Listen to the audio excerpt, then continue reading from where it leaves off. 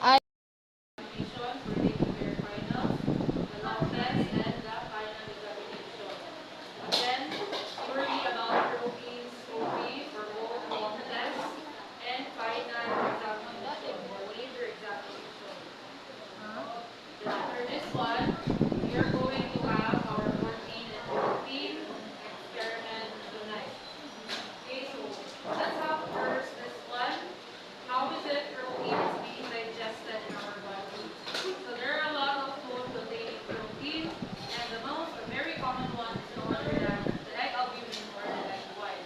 So as we take egg white or any meat products or lean meat, they are containing large amounts of protein. And speaking of protein, as we all know, 1 unit of protein is just 1 unit. So it means that if we're going to unfold this one, it is already undergo primary folding, secondary folding or secondary structure, tertiary structure, and also the quaternary structure, which there are groups of protein already gathering together to create only 1 unit of it. So the 1 unit of protein, what our body does is it will be entangled and it will be turned into amino acids because it is only the amino acids that will be used for metabolism or metabolic process. Just like with carbohydrates, we cannot use starch sa rice, no? Just to be the main source of energy. In short, our body needs to convert starch first into glucose for us to get the energy that we needed or our body needs. Also, same with the lipids. Large triglycerides of fat needs to be chopping down or needs to be broken down into smaller pieces to make free fatty acid because fatty acid can only undergo the metabolism or metabolic process. Not the triglyceride, not the large globules of fat, only the fatty acid. Same goes with the protein, not the protein itself, but the amino acid only containing the protein. So for in our oral cavity, this is the main goal. From no, not in the oral cavity, but overall, this is the main goal. First, of course, as we all know, it is a polypeptide chain. It contains thousands or millions of chains of amino acid that will be folded. So the tertiary folding, this would be the main goal. Then the tertiary folding will be dismantled, turning into oligopeptide. After oligopeptide, further digestion occur with the help of other enzyme. It will turn into dipeptide, and still the digestion proceeds up until it becomes one single amino acid. And this amino acid will be used for the metabolic reaction to convert this one into energy or other essential macronutrients we have in our body. Okay, so in our oral cavity class, we don't have any existing enzyme for protein. So after chewing, the main purpose of oral cavity in protein digestion and absorption is no other than to break food. Okay, isang pwede nyo nga, usap kami, yung doon diretso. Can you do that? Well, of course not. Kasi nyo, oh, ma-choke na mo. Ano yung mga mo. So we need to chop it down using our scissors, so using our teeth. We are going to chop down, broken down those large food together with the saliva into smaller pieces. But again, I'm going to tell you that our oral cavity doesn't contain any enzyme for protein or to break down protein. The purpose lang is to break down those large food into smaller ones with the help or with the aid of saliva. And once we swallow it, so here comes the esophagus through peristalsis motion, then it proceeds to the stomach. And this is where the first enzyme of protein release or is being released. So in our stomach or the lining in our stomach, it has this gastric pit. It looks like a hole. And this hole releases or contains something. We have the chief cells. The other one is called parietal cell. And what is the difference of the two? So for the parietal cell, this one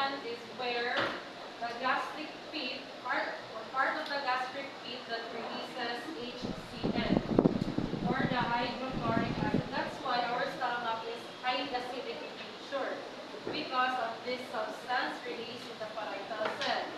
Another one, we have chief cell. For the chief cell, this is the one, or this is the cell in our gastric feed that releases the enzyme already. The enzyme for protein. However, the enzyme here is pepsinogen.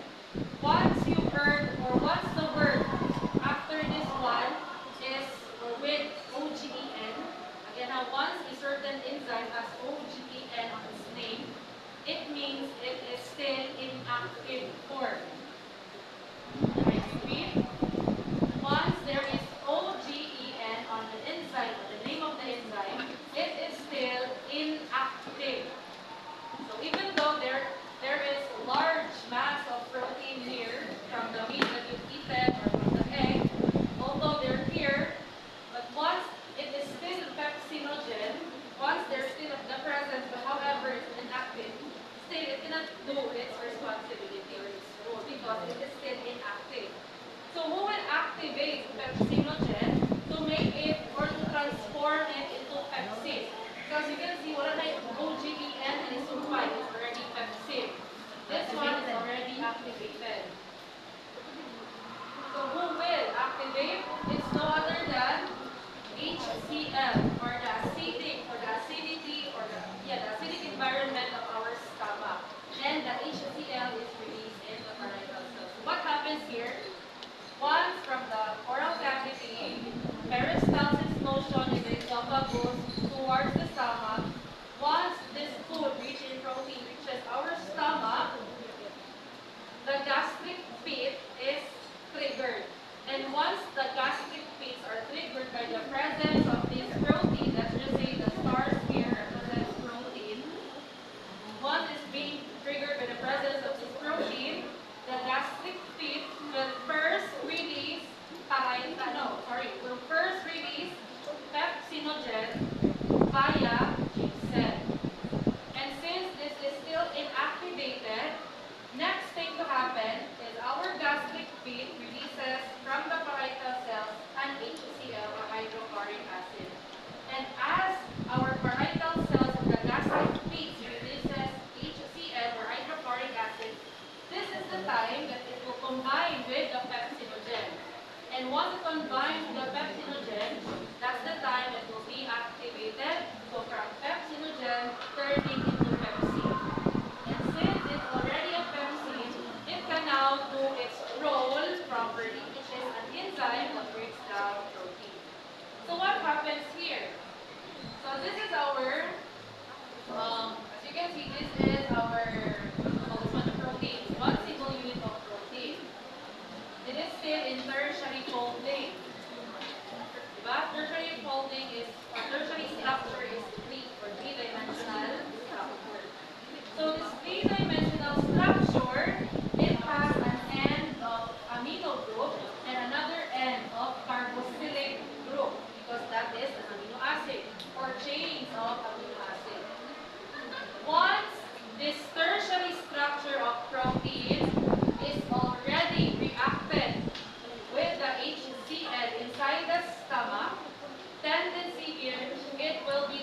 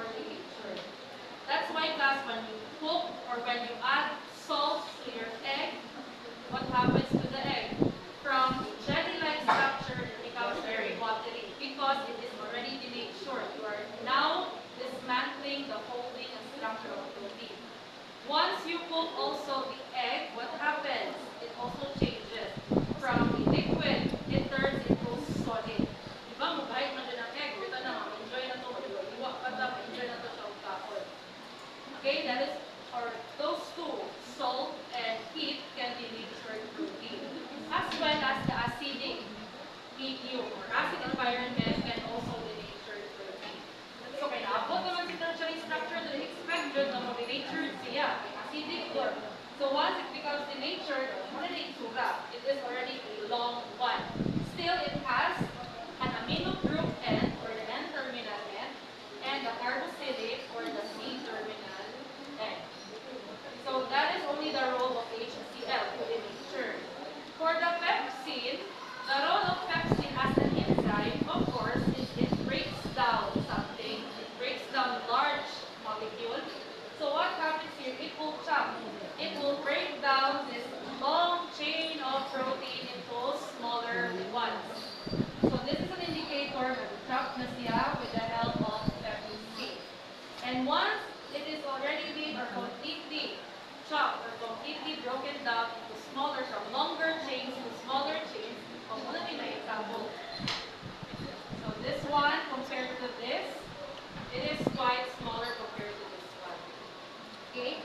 So once we already denatured, once the acidic environment already denatures it, and once the pepsin already broken down this long chains to smaller chains, this time it will now be delivered to the next site, which is the duodenum. And this is where the first part of the intestine is, the duodenum. So in our duodenum class, as we all know, intestine is a long longitudinal one. It's a hollow longitudinal tube inside our body where food passes or nutrients is being absorbed. And as we all know, since it's hollow, so it has lining. This one. In the lining, it has enteroendocrine cells. So these enteroendocrine cells are connected to our enteroendocrine gland. Once this cell, the EEG, or this enteroendocrine cell is being triggered, it will release a certain hormone because it works together with the endocrine gland. So, diba, nakasunod naman din sila from stomach, abot na sila sa duodenum. With the presence of these chains of amino acid, the enteroendocrine cell is triggered. Wala na, naabot na something, na tinaabot na bisita. So what should we do now? So, buhaton ni enteroendocrine cells, tap siya sa endocrine system. So, pwede ka mo help, sa akin nato siya. So, with the help of the endocrine system, it will release a certain hormone known as CCK or the cholecystokinin. But instead of gallbladder contract or squeeze, this time ang squeeze is ang pancreas. And once the CCK contracts the pancreas because one role is CCK, it releases this time pancreatic juice. And what's inside the pancreatic juice that will definitely help with the digestion of protein? No other than the protease. From the word ase. It is something on the breakdown. Protein. Protein or breaking down of protein. So these are the molecules that breaks down protein, known as protease. However, look at this. Inactivated pa. They're all inactivated form or inactivated form. And what are these protease? Release, which is the content of the pancreatic juices. We have four. It contains trypsinogen. As you can see, we have OGEN. Once there is OGEN, it is inactive. Second, our pancreatic juice contains chymotrypsinogen, which is still inactivated. Next, proelastase. The pro here indicates that it is still inactive. And last one, the procarboxypeptide. Still, the pro here indicates that this protease is inactive. But with this inactive form, kailangan na ito siya i-activate. Kaya naman ta, abot naman sila sa duodenum. And who will activate this form protease? It's no other than the enterokinin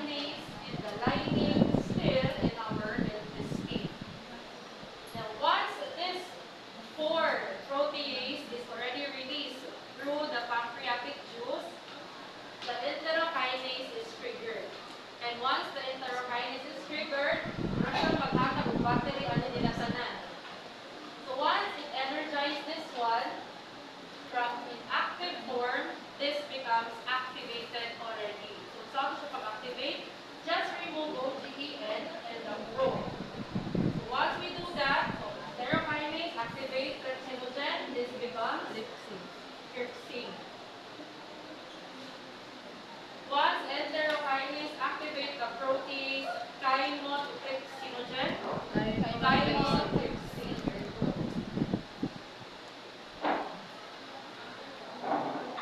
Once this pro-elastase activated by the enterokinase, okay, tamtamon lang si pro, it becomes elastase. And lastly, the pro-carboxy peptide.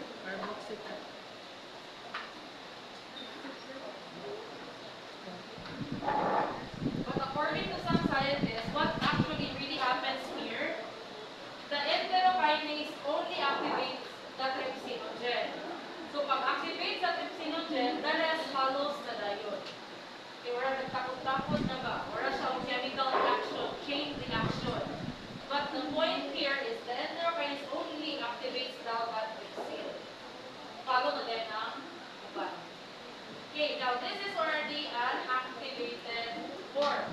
Now what will trypsin, chymotrypsin, elastase, carboxypeptide has something to do with this polypeptide chain. So from the word polypeptide, still, it is still a long chain pa. So kailangan pag-iapat siya i-chop into smaller portions of it. So muna yung role nila upan. It will further cut this down or chop this down into smaller pieces of chains of amino acid. And finally, ang result. The result from polypeptide or oligopeptide, this one, it becomes tripeptide. Tagturo na lang 1, 2, 3 amino acid of dipeptide 1 and 2. Medyo taas, this one, gamay na siya. It becomes shorter, containing 3 or 2 amino acid. Who did this job? It's no other than this 4-protease released through the pancreatic juice in our pancreas with the help of the cholecystokinin, which is a hormone. So once this tripeptide and dipeptide is on its form already, that's not yet end or the finished product because our goal is not di or tri, but amino acid only. 1 unit of amino acid or more. So the tri and dipeptide will now travel next. What is the next part of the small intestine? It's no other than the jejunum. The last part of the small intestine is ileum, which is already near to our large intestine. So the jejunum, this is where the tripeptide and dipeptide will further deliver. And once this tripeptide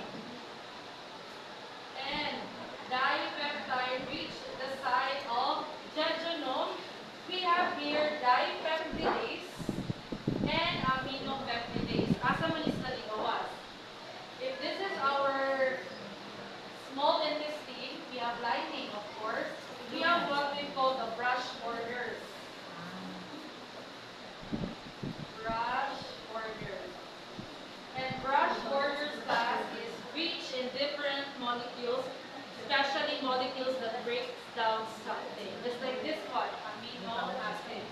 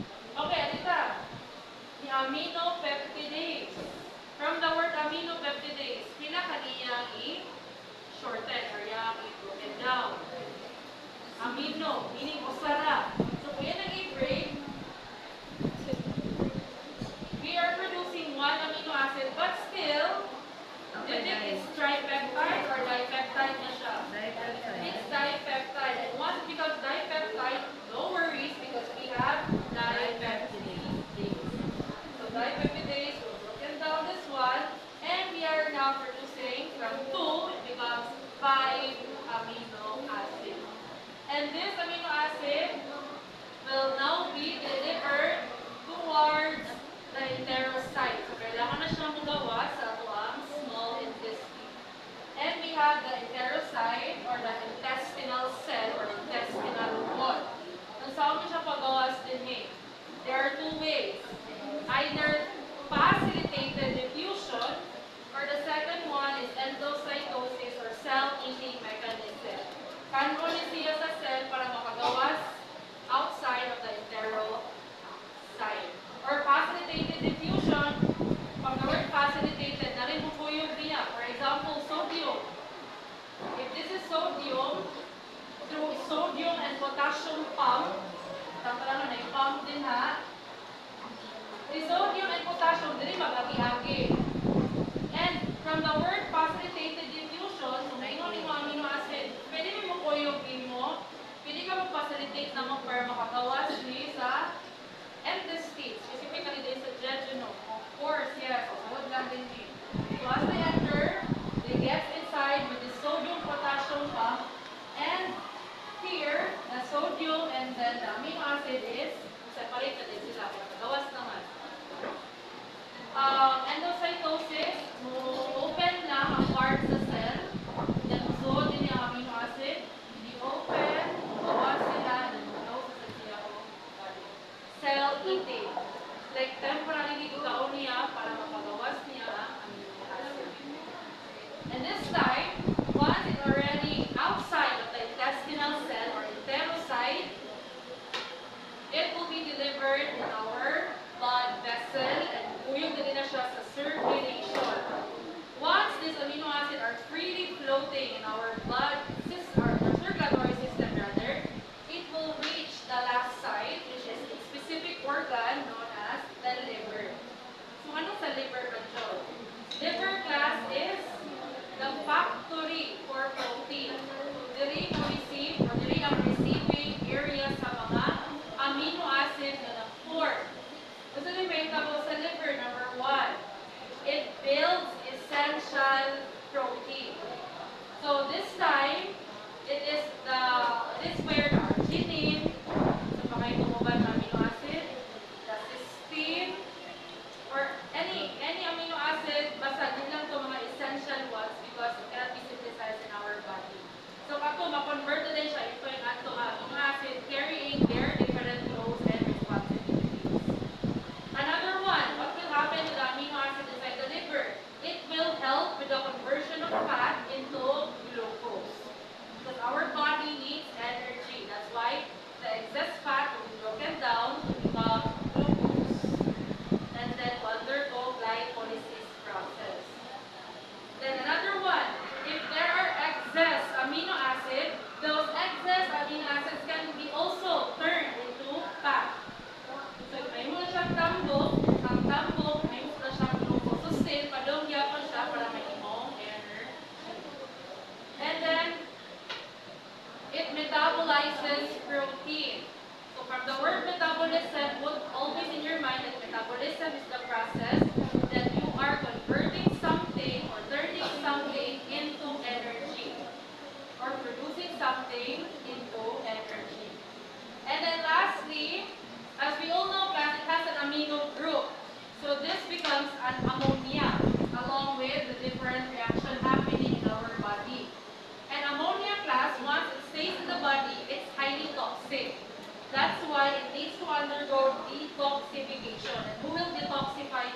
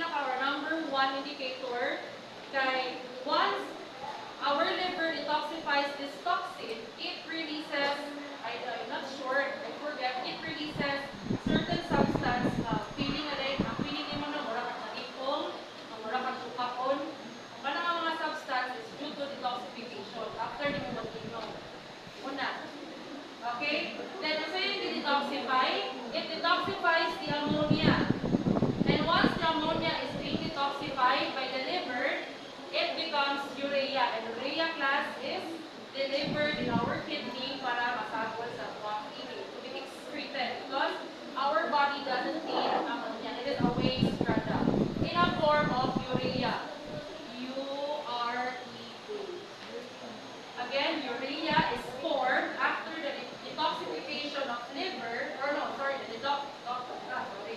the detoxification of ammonia into or inside the liver. So urea is the byproduct, and this byproduct is not useful in our body, but it is a waste product.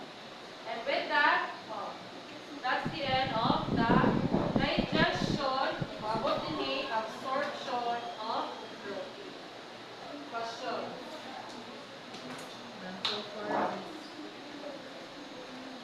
So just to summarize, so in our oral cavity, we have enzyme here for protein, yes or no? No. So what is just the use of oral cavity? Why did they include it here? Okay, to break down food into smaller pieces through what process? Mastication. Very good. Then to be delivered to the esophagus through what motion? Peristalsis, which has the stomach. What's inside the stomach?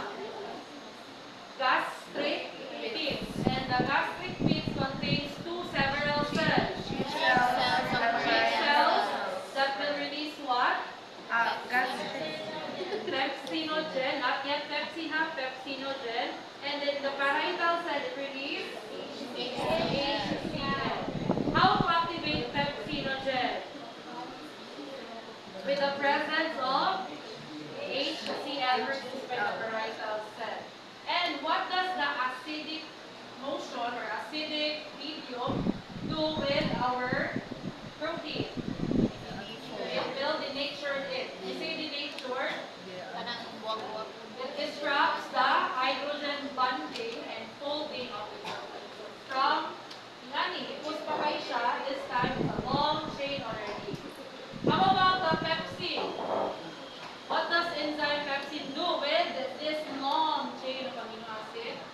It will break down from long into smaller chains of amino acid. But still, although smaller siya, it is still polypeptide pagyapon. So as it delivers, we have the enteroendocrine cell which releases what? CCK or cholecystokinin, and the cholecystokinin will contract and the pancreas produce Pancreatic juice. and what's inside the pancreatic juices? Cato-elastin protein. The protease. And what are these protease? Trypsinogen, Trypsinogen, proelastase, And procarboxy, which are still activated or not? inactivated. Okay, who will activate this one? the enterokinase. The enterokinase in our intestinal cell. And then once this enterokinase activates this one, it will activate only that trypsinogen. And once the trypsinogen becomes trypsin, it will activate the following the diol. And then, what will this 4 protease do with our polypeptide chain? Yes, to cut or broken down it further to become dipeptide will now in the jejunum, where what enzymes are waiting? Dipeptidase, Dipeptidase and aminopeptidase. Asan nag-release? Sa brush borders, Brush borders of small intestine. Again, a brush borders of small intestine are highly concentrated with different molecules that breaks down large molecules. So, ilan kay dipeptidase or tripeptidase, pero aminopeptidase ang narinig. Daghan pa. Pag-focus lang sa atin na duha because we are talking about the protein. So, what does dipeptidase do? breakdown niya. How about the aminopeptidase? One single unit of